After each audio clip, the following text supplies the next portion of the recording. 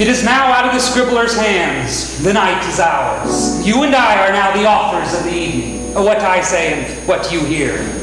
Besides the strutting and fretting, which is my profession, my meat and vegetables, there is a story to be told here. The story is true. And it could even have happened this way. My name is Joe Boragos, and the story concerns my fate. This is my wife, Mimsy, and we'll meet Arthur, a close friend of ours, a little later.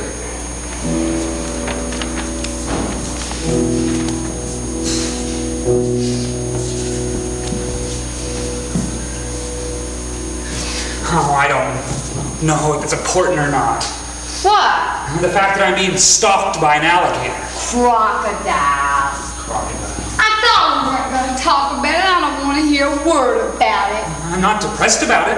Not now, anyway. I don't want to hear it. Told you I'm not depressed. I thought it only bothered you when I was depressed about it. I'm just tired of it now. At first I was interested, almost fascinated. I didn't even care if you were depressed. But after a while it got old. Then I could only stand to hear it when you were happy.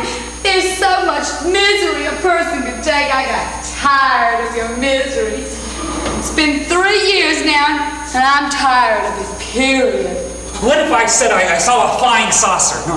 What if I said I took a ride on a flying saucer? What would you say then? I would say you are nuts. You already think I'm crazy.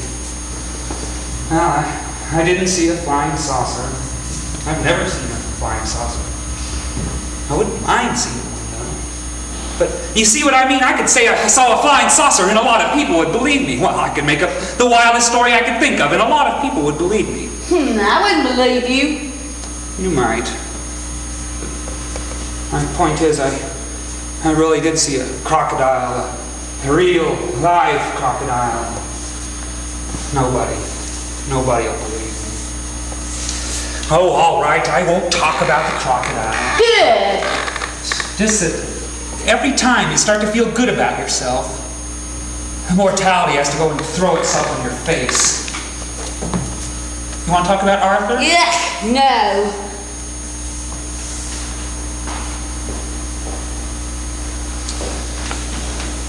What's the matter?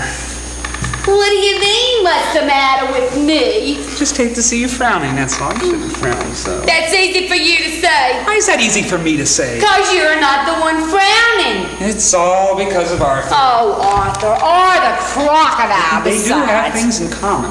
You act as bad as he does. I know it, but I act like I do because of the way he acts. It drives me crazy. I don't like to be like this. Oh, I don't want to hear it. Here he comes now. I'll let you two work it out.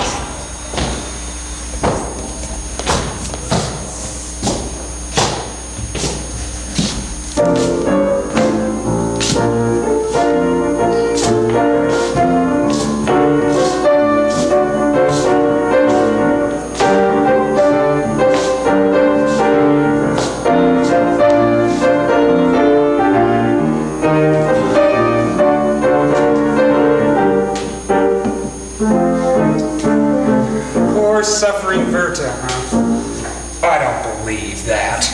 Good. Poor suffering Arthur. Yeah, you're so full of shit. There's nothing wrong with your back when you're with a woman. You know, I come all the way from Mississippi to see you and Mimsy riding bumpy old buses with a crushed disc in my back, an ulcer and a hernia, and you act like this. I don't think there's anything wrong with you at all except maybe a bad case of alcohol and sloth.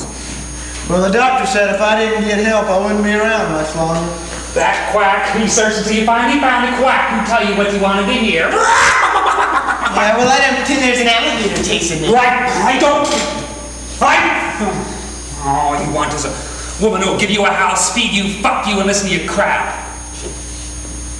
That's your problem. You won't go out and find one. I'm going to the Cockatoo.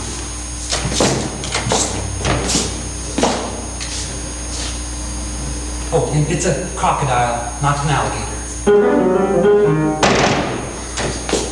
Oh, success is the worst thing that could have happened to him. And I don't know how it happened. I mean, most of this stuff is boring, really. Except that one book. Yeah, I never write anything good again, though, him and his Crocodile. Why, I'm a better writer than he is. It's a typewriter, that's what it is. You can't write something good on just any old typewriter.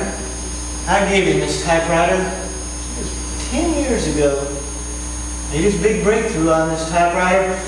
My typewriter, and if I had it back, I could write better than he does.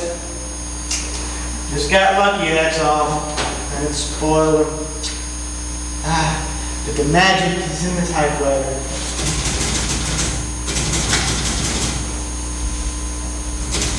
Where's Joe? You know he doesn't like anyone using his writing desk. Well, I gave him this typewriter. 10 years ago, you didn't even work until he got it fixed. I've only been here 6 days, and already I feel unwelcome. I mean, I come all the way from Mississippi to see my closest friends, and with my bad back. Oh, okay. I'm sorry. You know, you're always welcome here. Joe's just peculiar about his writing desk. Where did he go? He said he was going to the Cockatoo Club. Oh, I wish he hadn't. I hope he doesn't get in any trouble. You know, he's been so jumpy and sensitive lately. You know, you and I haven't talked much since I got here. Yeah, I know. Are you still getting it 3 times a week? Those are the good old days. No, I've given up women. They're all so screwed up. None of them know what they want. Women don't have a monopoly on that. Yeah, but women will screw you up. Everyone gets their frustrations. We have our frustrations for as long as we live. Yeah, how's things with you? Must be a lot better around here since Joe got the book published. Well, it is, or it should be. It's better as far as money goes. You know, for the first time, we don't have to worry about money. Joe was really happy for a while, and then this Crocodile thing came up again, and lately he's been so nervous. I hoped you'd take his mind off of it. You two used to get along so well. Yeah, now I said we can get along for 2 or 3 days at a time. He's spoiled. What do you mean? Well, he's had a little bit of success. He's just going to sit back and live off of it. Yeah, he'll never do anything good again. He's spoiled rotten. You sound bitter. No, that's not true. He tries. He really does. Just gonna live off his success. No. After The Wayward Son was a bestseller, they offered him $500,000 for a sequel. Anything that he wanted to put together. But he says he wants to grow. Doesn't want a big box then, you know. Maybe that book is his Crocodile. That's why he feels so chaste. By a 3-legged crocodile with no tail. How long has that thing been after him now, anyway? Almost 3 years. And he thinks it followed him all the way from Mississippi across the ocean to Australia. Well, I know it sounds like a strange excuse. You know, I didn't mind coming to Brisbane. You know, neither one of us had ever been out of the country before. And after a while, after we got here, things were so much better. He was working, and not a word about that ridiculous reptile. Then his book was published. A flaming success. Yes, and I was beginning to believe we were going to live happily ever after. Then one morning he got that feeling again, you know. It's almost like a religious thing or something. I wish you wouldn't use this typewriter. Why not? There are 3 others you can use. Well, I want to use this one. He's like, I think he cares about as much about that typewriter as he does about me. What about you? Still acting? Are you happy? Am I happy? What a question. I try out for parts now and then, and by chance I get a small part. But mostly they want someone taller, thinner, younger, older, blonder. And I'm not any good at tryouts. What made you decide to come all the way over here to see us? That's an absurd story. I was bored, you know, and one night I went into this bar just to have a drink, and noticed this beautiful woman sitting all alone. I started to leave. I should have left, but these go without saying something to her. So I went over and told her I loved her. You would have thought I was trying to rape her. She said I was crazy and she was going to call the police. And she said she could tell I was crazy just by looking at me. And they came in and they put me in jail for the night. And they let me out the next morning. And yeah, just like the crocodile, all the two of you to Australia. I don't believe it. I don't believe it. I just can't believe it. I didn't realize what was happening. I was thinking about the crocodile. It didn't even occur to me they were going to do that to me. I would have told them, man. I would have told them. I'd like to do something to them. Oh, you wouldn't believe what just happened. Oh, what happened? I saw him. The cockatoo, the pigsty, they ought to call it. The way people turn on you. Will you calm down and tell us about it? Well, I was feeling better after the walk. It's a beautiful night. Cool and clear. And just the feather of a breeze. And I was feeling better. I stopped at the corner right next to the club to light my pipe, and suddenly I felt like someone was watching me. I turned around and there were these eyes. Oh, the crocodile. Yeah, anyway, I ran into the club. He almost got me. You knew he was there? I always know when he's there. After this long, I know when he's there. I don't want to hear it. You haven't heard what happened yet. Tonight was the first time I've seen him since we left Mississippi. Oh, I always knew when he was there, but tonight was the first time I've seen him. It's almost like death, or God, or something out there waiting. Almost like an old friend. Anyway, I ran into the club. He almost got me. I was excited and all, but I wasn't hurting anyone. I wasn't bothering a soul.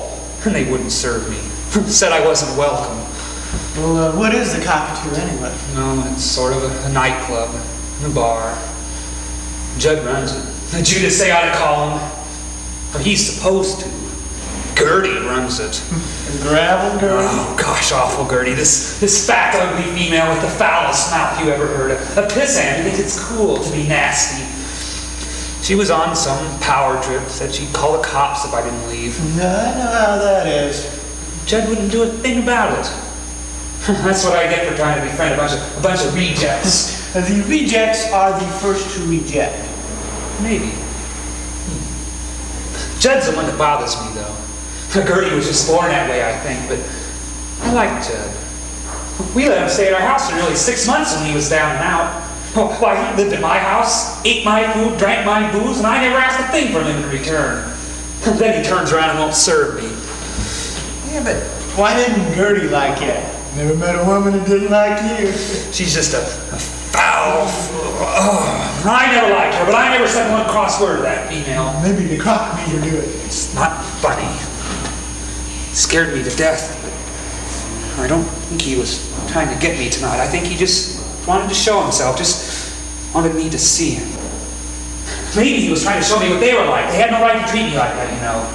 Well, it's not bad enough you think this crocodile's stalking you, but think the croc's a creature to boot? Oh, I don't know what he is. It's just not your ordinary run-of-the-mill crocodile, that's for sure. It's sort of supernatural. Well, he's inside your head if you want to know what I think. You don't believe me. Want to see something? I've never shown anyone else in the world before. What?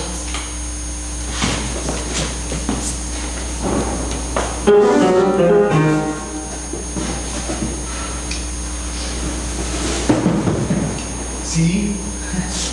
Why is It's like a tail. Well, now you have to believe me. Well, I saw a crocodile. And a tail. And a tail, but really... That's how it all started. You never did tell me. You know how I like to walk through the woods and all. One day I was out walking through the woods outside Meridian. I turned around. And I saw him. You see, they're not supposed to have crocodiles in Mississippi. They have alligators in Mississippi. And in China. Did you know they had alligators in China? But crocodiles are only supposed to be in the tropics and tropical regions. Well, what's the difference? How do you tell them apart? Well, they're both reptiles. Alligator, that comes from the Spanish elegarto or lizard. They have short, broad snouts. Well, you shall know them by their snouts. Really? But the crocodile has a long, tapered snout. Crocodile. That comes from the Greek word crocodilus, or worm of the pebbles, from their habit of basking in the sun amongst the rocks. My friend, the reptile expert. Anyway, I ran across this crocodile in Mississippi, and he wasn't supposed to be there. I should have known well enough just to leave him alone, but not me. I had to find out. So I set a trap. That's where you get the leg in the tail? Good. I set the trap, and when I came back the first time, his leg was in it. He just ripped his body loose and crawled off with the bloody stump. I didn't know what to do then. Finally, I decided I had to catch him after going that far, so I set the trap a second time. And that time I got his tail. I don't know how, but by then I was practically a basket case. I set the trap a third time, and the trap disappeared, and that's when he started stalking me. You got caught in your own trap, huh? You could say that. Reptiles are sneaky, all reptiles are sneaky. Well, that's where I got the leg and tail. You're the first person I've ever shown them to. You still don't believe me. It's just very hard to believe. It's a very strange story. I'm tired. I'm gonna go to bed. 3 years. What? And tomorrow is my 33rd birthday. It was my 30th birthday when I first saw the crocodile. Tomorrow will make 3 years that he's been chasing me, haunting me. I wonder if that, and tonight the cockatoo, I wonder if it means anything. You need to get yourself a good night's sleep. I'm so tired. Wish you would use my writing desk.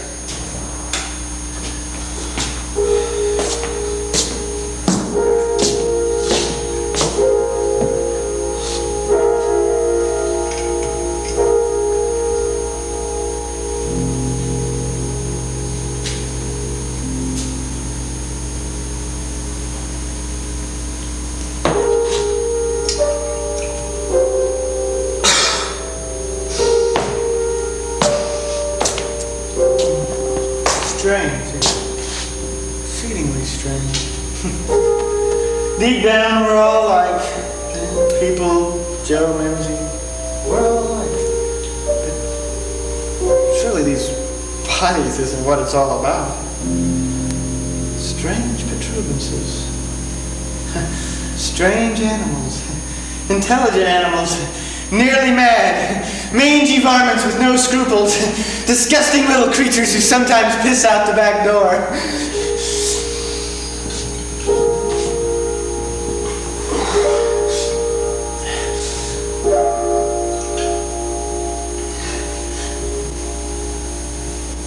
And the pretty girls are even prettier after baptism. With their cotton dresses, thin from many washings and wet from the cool, clear waters of Clear Creek, clung enticingly to their bodies.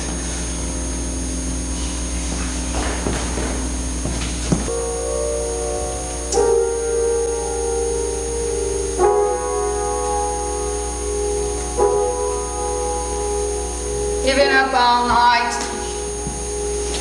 I was depressed. Why, you're looking beautiful this morning. And you're a crock too, staying up all night drinking. No wonder you're not well. Well, I'm not depressed anymore. Ah, you and Joe are so much alike.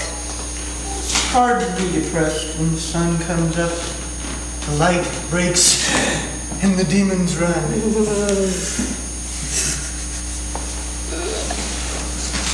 The phone rang a few minutes ago. Yeah, that's what woke me up. It was Clancy who works at the Cockatoo. About the altercation with Judd last night? Said he was sending a personal apology to Judd from Judd. Why didn't Judd call? Right, exactly. He said Judd was really upset about it. He really came down hard on Gertie. And Joe was welcome to come and drink at the club anytime. Joe was so upset. You know, today's his birthday. Yeah, that's what he said. I decided I'm leaving. What do you mean? I'm leaving, that's what I decided. I gotta be moving on. Yeah, I made a decision, and the sun came up, and I wasn't depressed anymore. You've only been here 1 week. Yeah, already it's getting bad. You and Joe get along a lot better without me. You know what he's got in the trunk? You mean he showed you? You knew about it? I didn't tell him that. I was cleaning up one day and I ran across it. I was going to tell him that. What do you think? Yeah, damned if I know. And where do you think you got him? Where does anybody get a crocodile leg or tail? He got them in Mississippi after the whole thing started. I was going to throw it away and pretend it was an accident, but I don't want to think about it anymore. You know, you certainly are, you really have become quite a lady. And what do you have on your mind after a night of alcohol instead of sleep? What am I supposed to do? Well, some women turn into ladies and others turn into, Bitches. Yeah, bitches, yeah. But you're a lady. You remember when we lived across from the graveyard and you and your girlfriend came up to see us? She goose stepped out in the middle of the street. In the middle of the night. Pretending she was drunk. And you chasing her.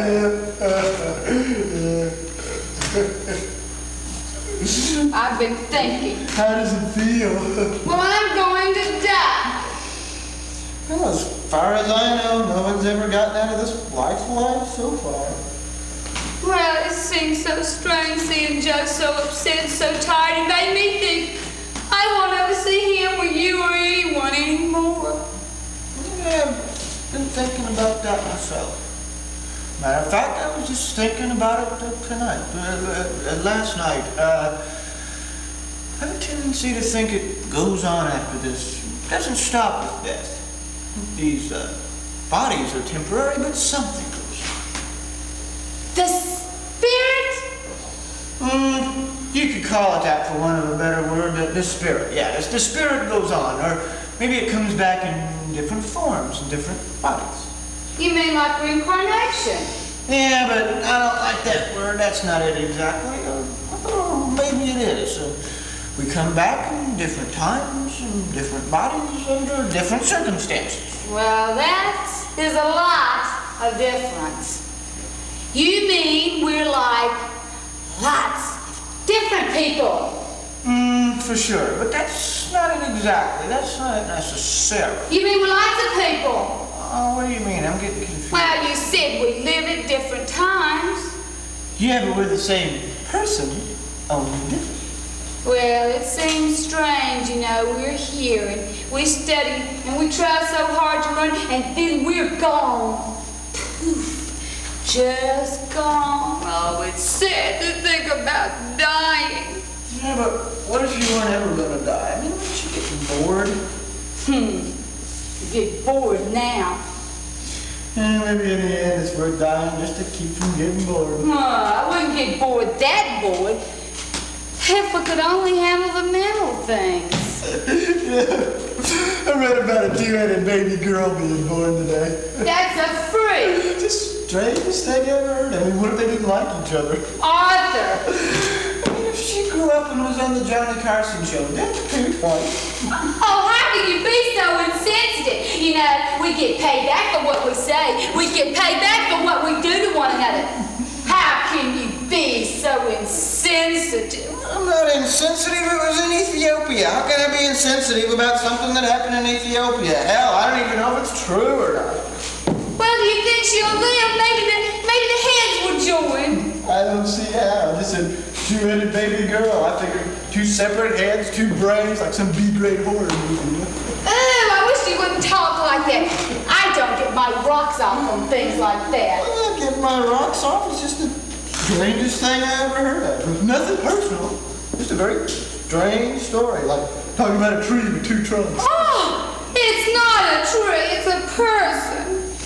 I mean, she was reading the same book, and they didn't both read at the same time.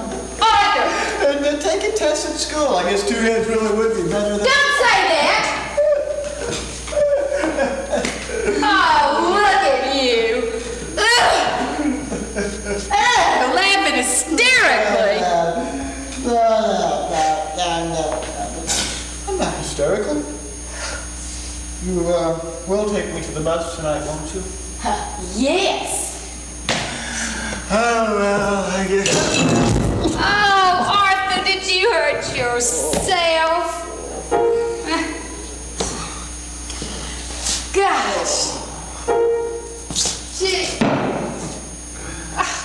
Oh, well. Sweet lady. So I better get myself some sleep, huh? Hey, they're making great porno for my class.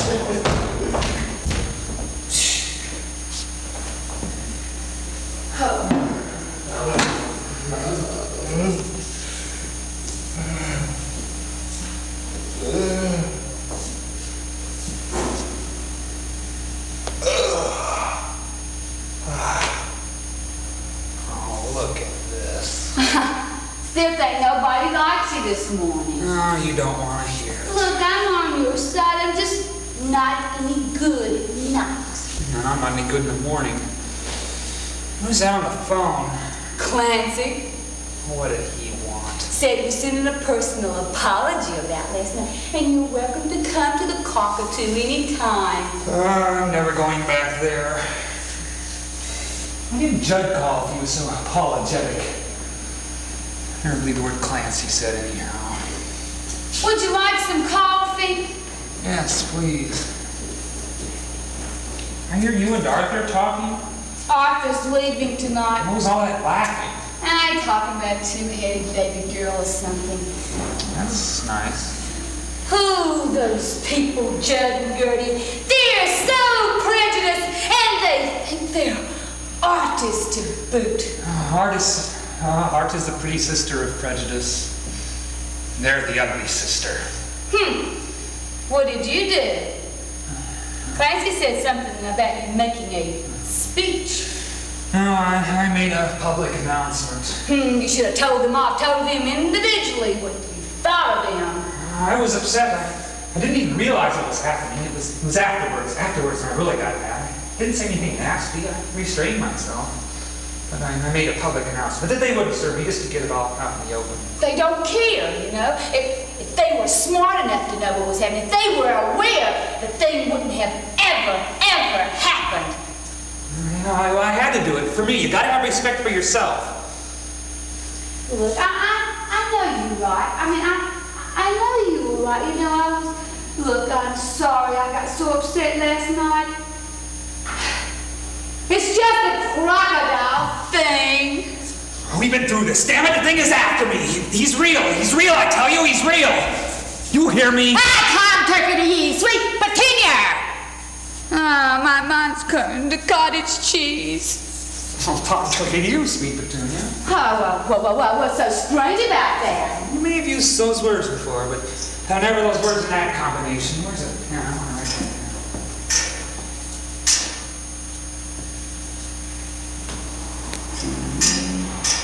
How do you spell petunia? P-E-T-U-N. Yeah. Y-O-U-R. That's all right. You say Arthur's leaving? He's been up all night drinking. No, that's his biggest physical problem, not his back or... I wondered why he was up so early. Thinks nobody cares about him. Last time he stayed for 6 months. Wish the lights tried to get along with him until he leaves, you know. Oh, you two are really a lot alike. And the strangest feeling about today. Don't say that. You know how.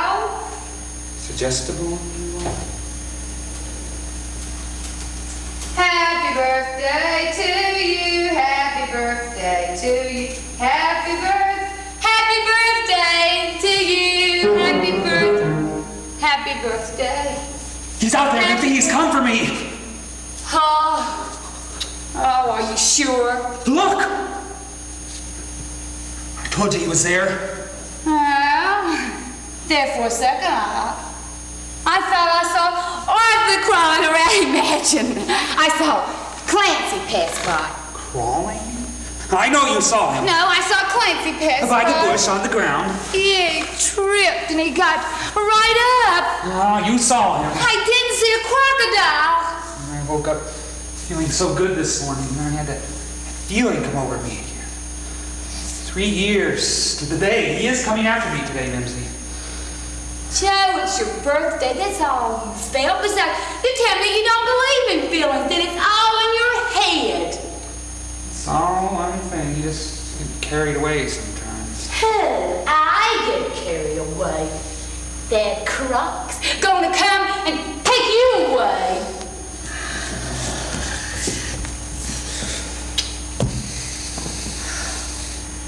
Poor baby, I'm sorry.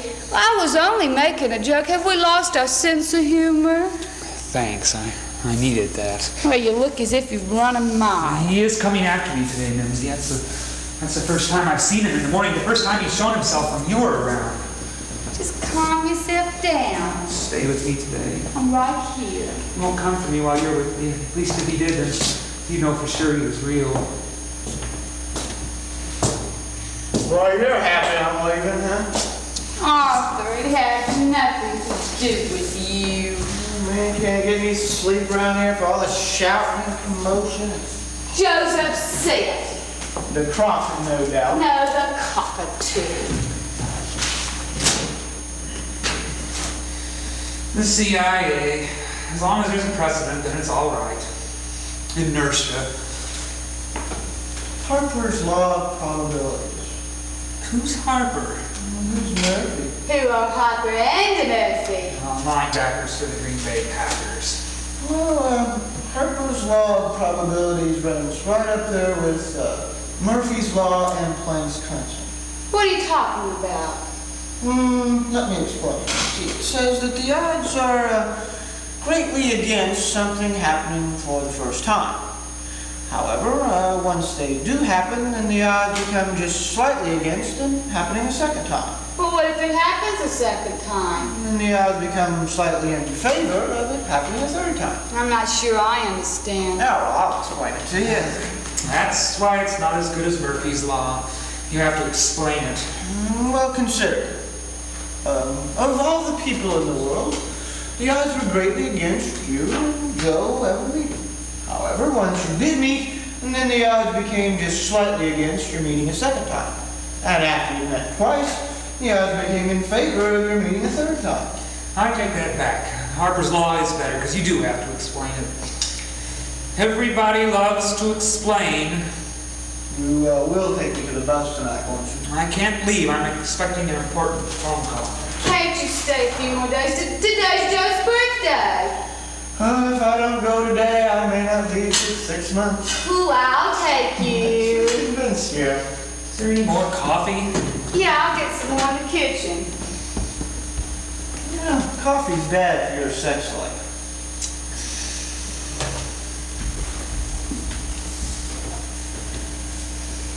So, you're leaving, huh? Is the crocodile real, Joe, or is it some sort of personal metaphor? I mean, if you really did believe he was after you, if you really did believe he was stalking you, you have to be awfully strong to function with that over your head. Awfully strong. Maybe that's what this country needs, a good 5 feet of strength. Is it angst, Joe? You know, I once heard that Satan was so real to Martin Luther that Luther threw an inkwell at the devil. And we all have our problems, Joe, and I have more than you. Thorns in the flesh, that's all you have.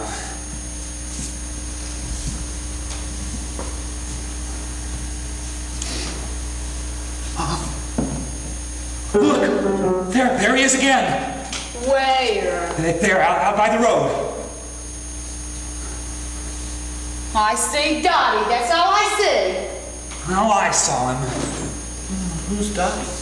She's this little girl, a little red-headed girl, always sitting under tables on the floor in corners somewhere.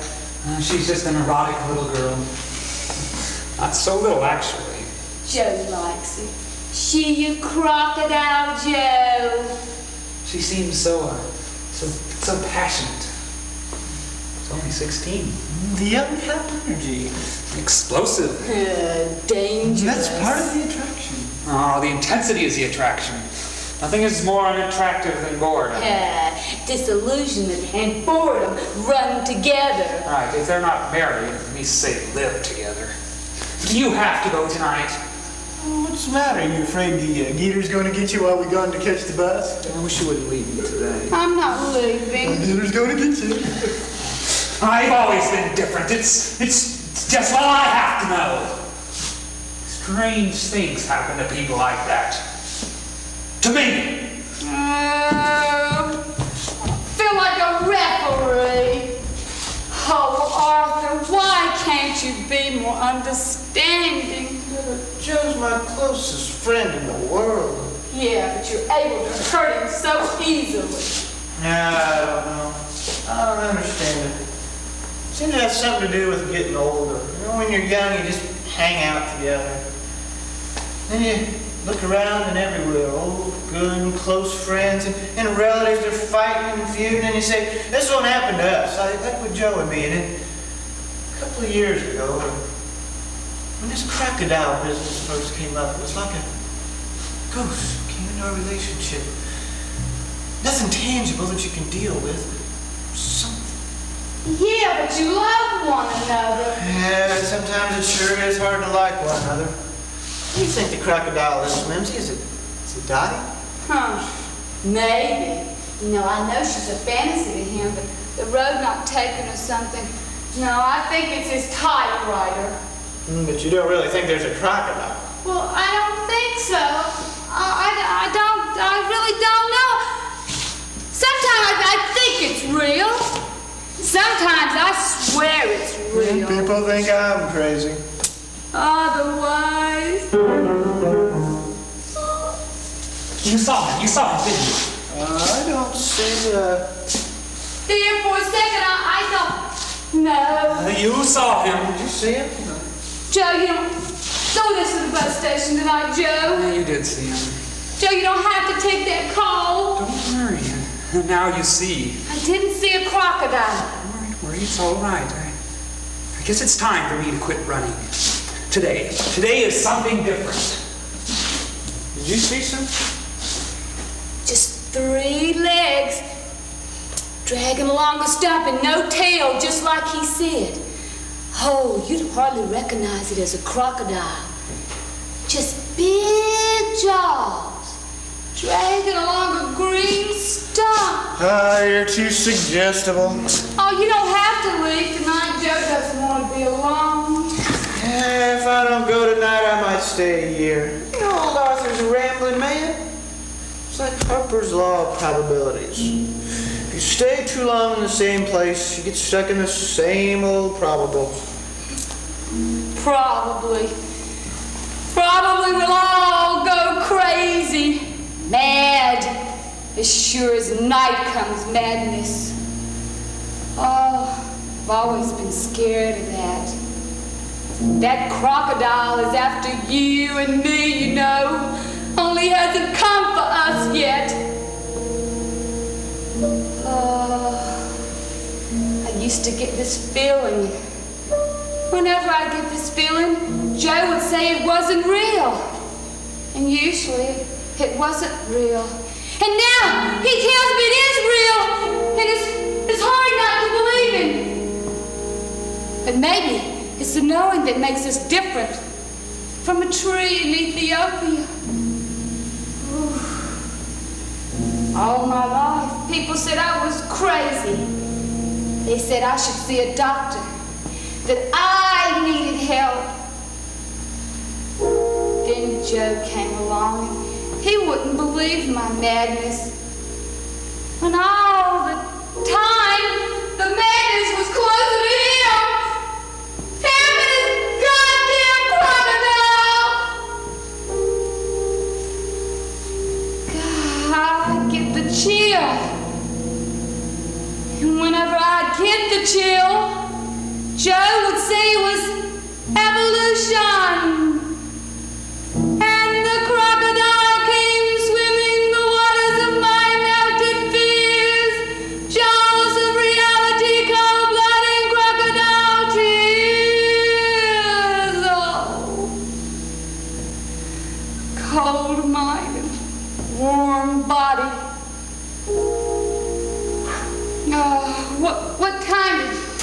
say you had to leave.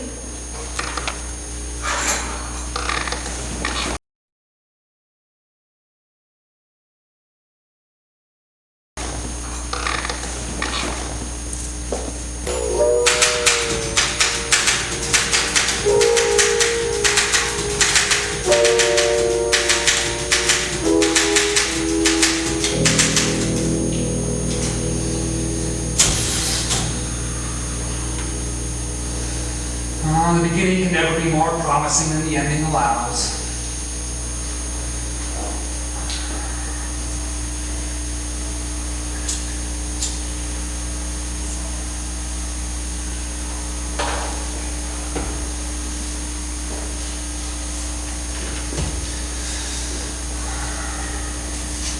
It'll all be forgiven when one of us sees the other in his grave.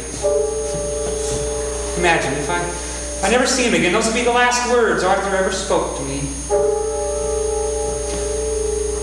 If the crocodile is real, and I don't know if he is or not, if he comes to me, what would they find of me? If I were to die in the next hour, what would I leave behind? Oh, blessed are the dead, for they shall be judged by their deeds. All my thousands of bits and pieces of scribbles, all my barely legible, unfinished scraps. If I believed I were going to die, what would I do? What about all the secrets I never spoke out loud? My life were honest, and I wouldn't leave surprises. Could my work be more honest than my life? I should burn it all. Everything I've ever written, and pass into the just anonymity I came from.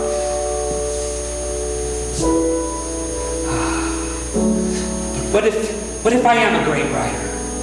Well, then my life should be preserved. But why? To comfort 50 years from now, to comfort some unborn, horny schoolboy? To show him, look, it's all right to pick your nose. This great man picked his nose. Yes, he looked up every skirt he could. He marveled at the breasts, the budding and the sagging, the jutting and the drooping, the jiggling. You see, my son, this great writer also felt a tightening in his groin, felt the passion in his lungs. Yes, I breathe the passion from the hair and breath of women and girls. I, too, stirred at the beckoning of their not dissimilar limbs. Now, what else have I to tell these unborn, boisterous boys? It's all been said. At least if I died tonight, I wouldn't have lived past this age. I wouldn't have lived long enough to pass that pale veil of age. I wouldn't have reached that age when writers write titanic, crafted philosophies of God. No. Mine is not the stuff of convents, nunneries, and mortuaries.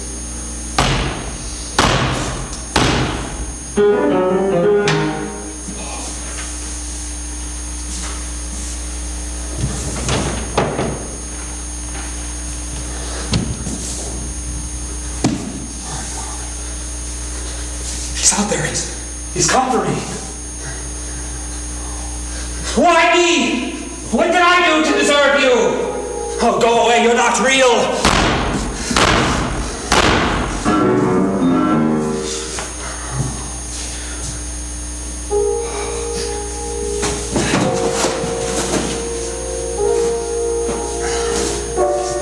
Is this it?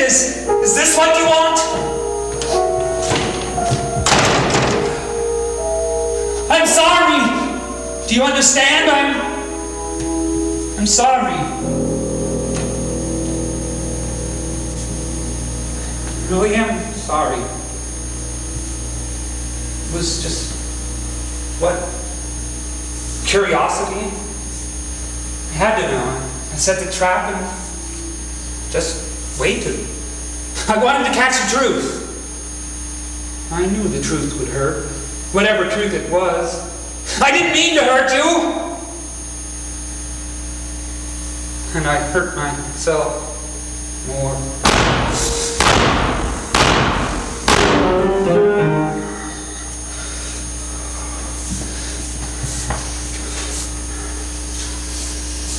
I know what you are.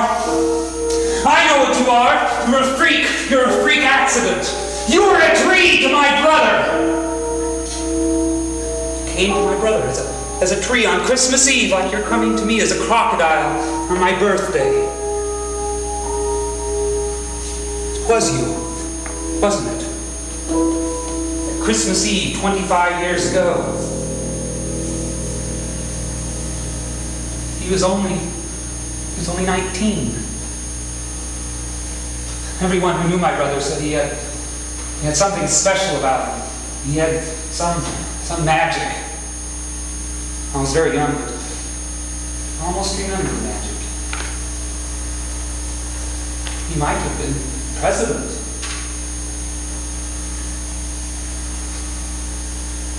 He was coming home for Christmas. There were 6 of them in the car. Somewhere in Tennessee, the car went off the road, and that tree went right up the middle of the car. My mother and father and I drove up to Tennessee to look at that tree. It was a small tree, only about so big around. It went right up the middle of the car. My brother was in the front, in the middle. He died on the way to the hospital. The guy in the middle and the back died the next day, and none of the others were hurt bad. And the tree was only slightly bent. A little bark scraped off. I remember the phone ringing in the middle of the night. That was the year I found out there wasn't a Santa Claus. Oh, I already sort of knew, but kept pretending. But you can't pretend when something like that happens. My father crying and crying. Everyone crying. I remember every moment. You were that tree, weren't you?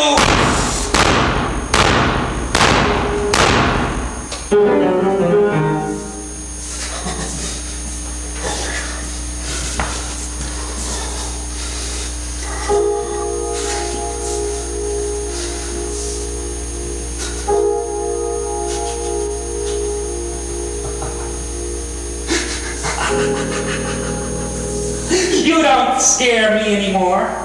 You don't scare me anymore. I've run for you for 3 years. Maybe I've been running all my life. Oh, but you don't scare me anymore.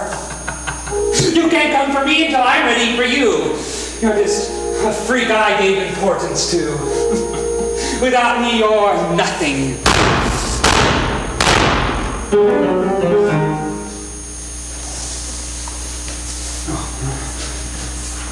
Impossible. This can't be happening. It's like that dog that got hit by the car. I was driving down a 4-lane one-way street during the rush hour, and just as I came around the curve, there was this poor mongrel in the middle of the road. The car had hit him, hit his rear end. The dog was hobbling, back legs wobbly, but he was defiant, pain-crazed courage. The amazing thing was, this poor dog was out there in the middle of the road, 4 lanes of speeding metal coming at him, and he stood there barking at us. All 4 lanes came to a complete stop. And then he turned his head towards his tail and barked, barking at his own pain. I think we all of us in our cars, wanted to get out and help him, but it wasn't safe. Afraid he might avenge his own pain on some good Samaritan.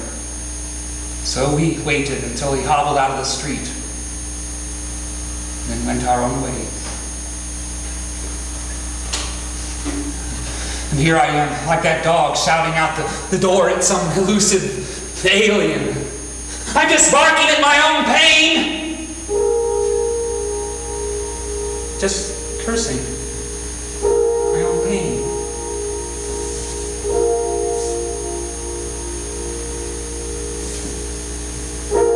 Are you out there?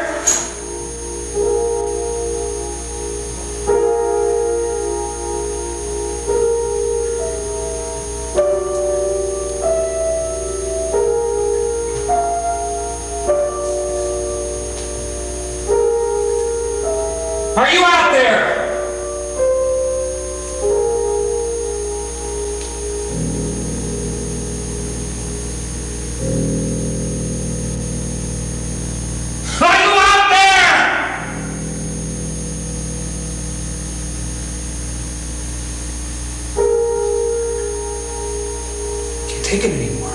I just can't take it. I have to know.